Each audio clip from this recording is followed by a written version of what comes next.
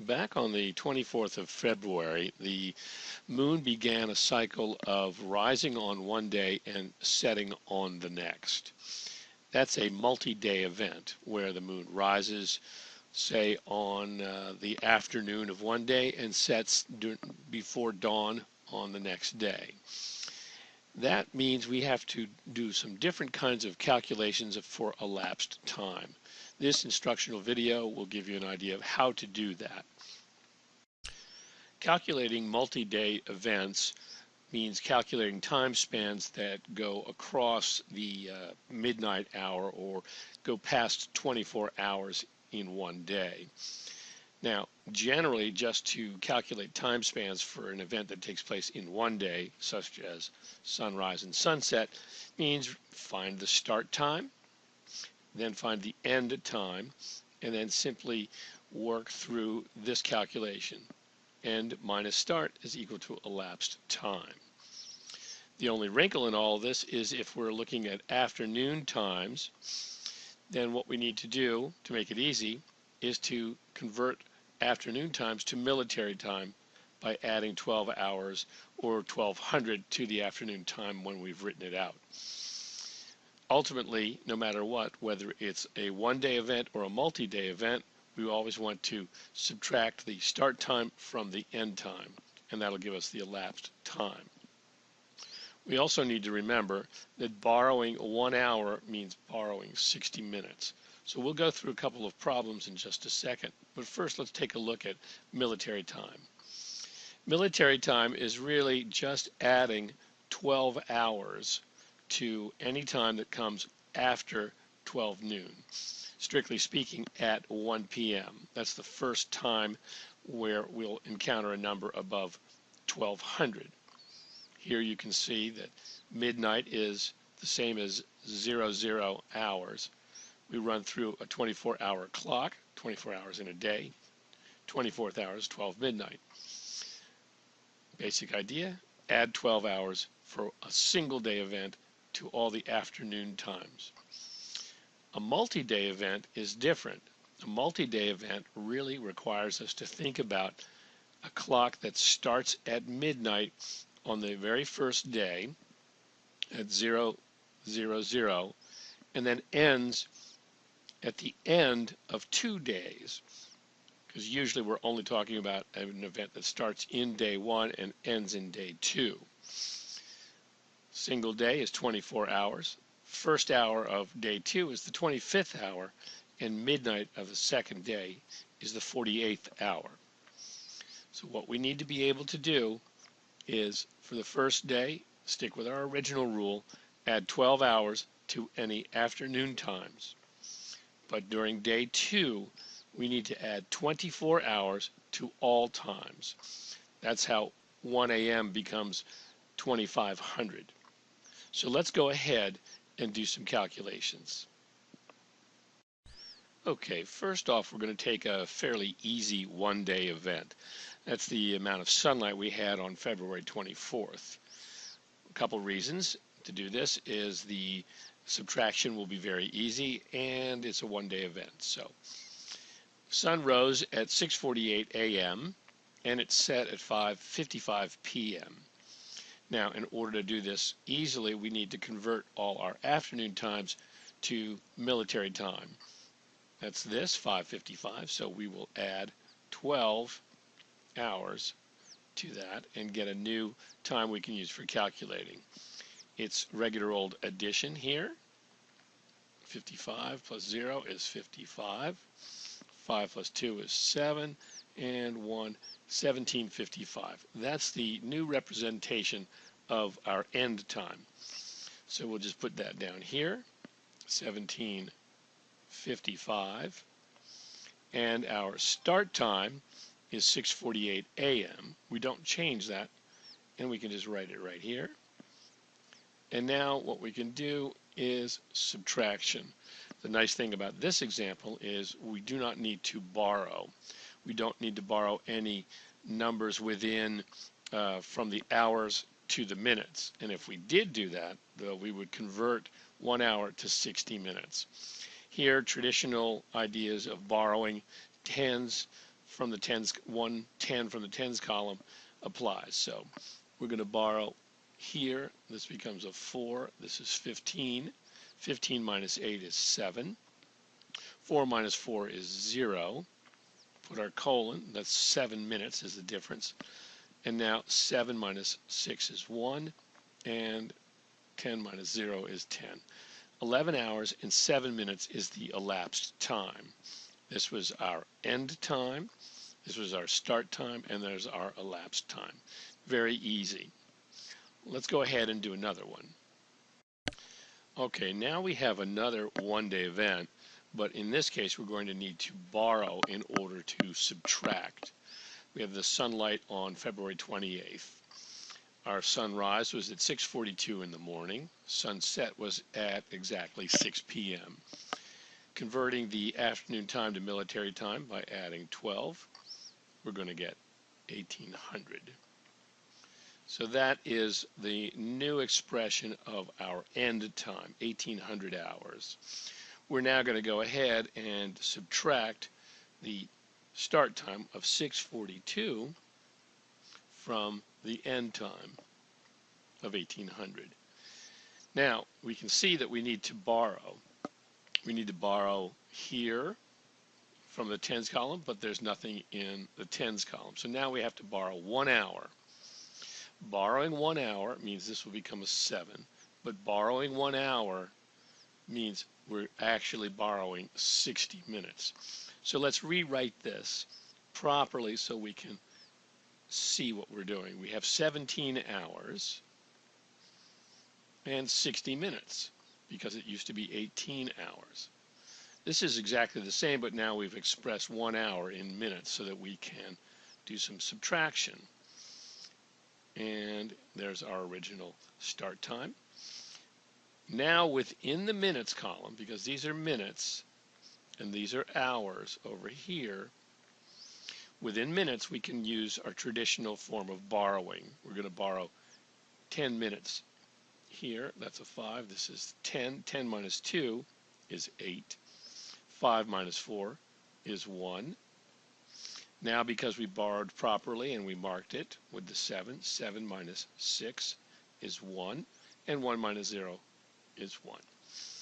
11 hours and 18 minutes is our elapsed time right there, because we subtracted the start time of 6:42 from the end time, and in this case we borrowed 1 hour and turned it into 60 minutes. Now, in this case, it was fairly straightforward that we were borrowing 1 hour and we were borrowing 60 minutes. But it doesn't really matter in our calculations if there are other minute values in this column. I'll just make a new page and show you what I mean. If we had a time of 1800 and we needed to subtract 6:42, okay, well we just did that and we needed to borrow 1 hour and we got 60 minutes. But what if instead we had a time of 1830 and we still had 6:42? Well, we still can't do the subtraction, so we're going to need to borrow. We could go through here and borrow a little bit. Let's borrow 1 hour and see what happens. We have 17 hours and we've borrowed 60 minutes. So we want to rewrite that. 30 plus 60 is 90. So this time becomes 17 hours and 90 minutes, because take the 60 minutes from the 1 hour plus the 30 we already have. And now we're going to go ahead and subtract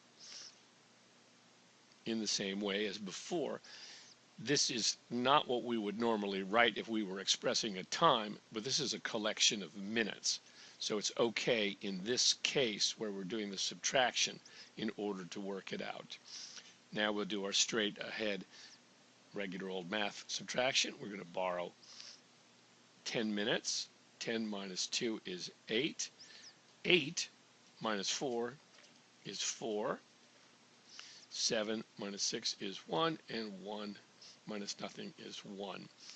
So there's an example of what we can do if we already have some minutes in the minutes column, and even then when we're borrowing, we'll simply add them together so that we can do our calculation. Now we're going to take a look at a multi-day event, the moonlight on February 24th and 25th. We can see that the moon rose at 10:26 a.m. on February 24th, and it set just a bit after midnight, 40 minutes after midnight, which qualifies it as having set on the next day, February 25th.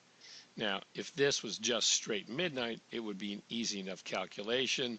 We could simply go through it, say this is the 24th hour of the day, and that was the 10th hour and 26th minute.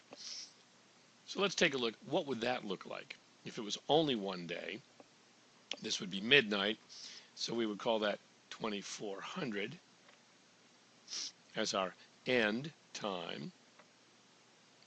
And then we would take the start time of 10:26. We don't change that because that's a morning time. And then we could subtract. We need to borrow. Here, we'll borrow an hour, which is 60 minutes. Borrow here, 5, 10. 10 minus 6 is 4. 5 minus 2 is 3. 3 minus 0 is 3. 2 minus 1 is 1. 13 hours and 34 minutes if this all happened and it ended in one day with the moon set at midnight. But that's not what happened. We're going to add 40 minutes to our calculation, but the calculation is different. So let's take a look at how it would work for a multi-day event. I have a guide sheet here that helps me and my students work through the calculations for multi-day events. I've written down the moon rise time here as a start and the moon set time here in day 2. Now I look at my guideline, it says add 12 hours to any PM times. But this is an AM time, so there's no change, so I'm good to go. Here in day 2, I need to add 24 hours to all times. I have to add 24 hours to the 12:40 a.m. But what is 12:40 a.m. just by itself? Well, expressed properly, it's really 0040. That's because on the military clock, midnight is the 0 hour, it's the start. So we don't want to simply add 24 to this. This would be 36 hours and 40 minutes, and that would be wrong. We first need to remember that 12:40 just after midnight is 0040. Now we can properly add 24 hours. So let's add 24 hours to our 40 minutes, and we're going to get 24:40. And that makes sense in our example from before, where we decided we were going to pretend it was midnight. We had 24 hours as our number. Now we're doing it strictly by the book. We have 40 minutes because we're 40 minutes after midnight. So we have 24:40 as our end time. The equation is end minus start, and that'll give us our elapsed time. Start time is 10:26. And now we have some easy math to do because we don't have to borrow an hour where we would have to convert it to 60 minutes. 10 minus 6 is 4. 3 minus 2 is 1. 4 minus 0 is 4. And 2 minus 1 is 1. 14 hours and 14 minutes. Well, does that work with what we had before? It sure does, because 13 hours and 34 minutes plus 40 minutes, what does that work out to be? 4 plus 0 is 4. 3 plus 4 is 7, but in regular time, 70 minutes is equal to 1 hour and 10 minutes. So we're going to write it properly as 10 minutes, carry the 1 hour, or the 60 minutes, and we get a 1 here. 3 plus 1 is 4. 1, 14, 14. So either way, our calculation is correct. We've done a multi-day event, started with our start time, recalibrated our end time properly so that we could do it, and then come up with the correct answer. Okay, this will be our last example. We have a multi-day event, moonlight, where the moon rose on February 28th and set the next day. It rose in the afternoon at 1:41 and set before dawn on the next day at 4:02 a.m. So we need to remember that end minus start is equal to elapsed time. And now we need to put these two times in the proper framework. So let's go to our guide page. Take a look. We've written down the times. The start time is 1:41 p.m. End time is 4:02 a.m. Now let's take a look at our rules. This is a p.m. time, so we need to add 12 hours because we need to convert it to military time. So we'll add that. And we'll get a new time of 13:41. Over here, the rule is to add 24 hours to all times, and this is 4:02 a.m. We'll now add 24,